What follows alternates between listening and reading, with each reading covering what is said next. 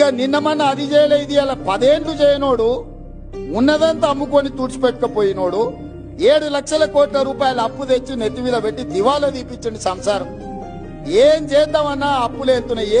ఏ గూట్ల చేయి పెట్టినా అప్పుల సిట్టి కాగితమే బయటికి వెళ్తుంది. పొద్దున్న లేస్తే పకిరోడు మన ఇంటికానే ఉంటుండు, పటాన్ మన ఇంటికానే ఉంటుండు. నువ్వు బాకీ ఉన్నావు, అప్పు కడతావా లేదా అని. ఆ ఎల్లా సంవత్సరానికి 6,500 కోట్ల రూపాయలు అప్పు కట్టేది ఉండే. ఇవాళ ఈ మొనగాడు చేసిన పనికి నెల మొదటి తారీఖు నాడు, ప్రతి నెల మొదటి తారీఖు నాడు 7,000 కోట్ల రూపాయలు మిత్తి కడుతున్నాం నేను మా బట్టి విక్రమార్క. సంవత్సరం తిరిగే లోపల 72,000 కోట్లు మిత్తి కట్టడానికి అవుతున్నాయి. అసలు సంగతి దేవుడు ఎరుగు. ఇది పరిస్థితి.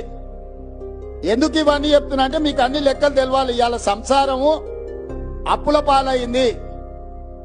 ఈ అప్పుల పాలైన సంసారాన్ని ఒకటొక్కటిగా జర సర్దిద్దుకుంటూ వస్తున్నా.